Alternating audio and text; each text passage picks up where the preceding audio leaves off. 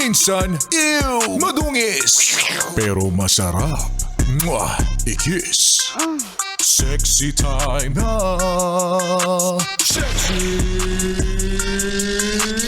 Mega! Happy Monday, yes friend! Magandang umaga sa mga yes friend kong Lunes pa lang. Yung pagod pang hanggang Friday na. Ayan nga sinasabi ko ha? Naniniwala naman tayo na dapat binibigay natin ang 100% natin sa trabaho. Pero yung 100% na yon, hindi sa isang araw.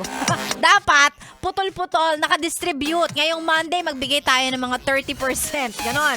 Bukas, pagpagin natin mga 5. Kasi nakakapagod yung 30 today Bukas 5. Tapos sa susunod na araw, sige, gawin natin 15. Ganon. O may ano ka na. 30 plus 5 plus 15, 20. May 50 ka na. O, di ba? May kasama pang mat. Ng tokwa naman. O, tapos yung mga natitirang percent at energy, distributed hanggang Friday. Ganun dapat. Kalmahan mo lang. Wag masyadong masipag. Lalo na kung yung sweldo mo, sakto-sakto lang. Di ba?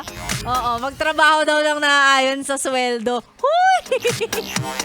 Hindi ko naman sinasabing magpakatamad ka. Saktuhan mo lang. Lunes pa lang Baka hindi ka umabot ng Biyernes. Ha?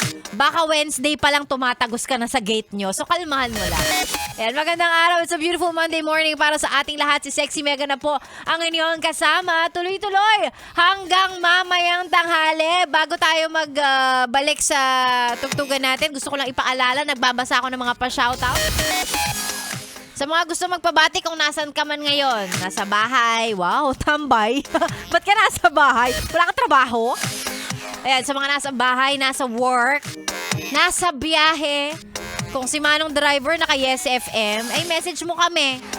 Para mabati natin yan si Manong Driver habang bumabiyahe. Para hindi mainit ang ulo. Para di mainit ang ulo sa kalsada. Ayan, isend sa ating Facebook page, Yes FM Manila. At syempre, gusto ko lang din na ipaalala sa'yo, may request ako. Pag magpapa-shoutout, dapat may kasamang selfie. Katabi ang radyo. O sige, kung nahihiya kang makipag-selfie, katabi radyo nyo. O picture ng radyo, patingin ako, dapat naka 101.1 Yes FM yan. Iba kasi sasabihin, ay nakikinig ako sa'yo. Patingin nga ng radyo mo. Yan. Isend ang mga pa-shoutout sa ating Facebook page. Again, that's Yes FM Manila. Ayan, babasahin natin yan. And of course, bago ko makalimutan, Fiesta ng San Juan ngayon, June 24.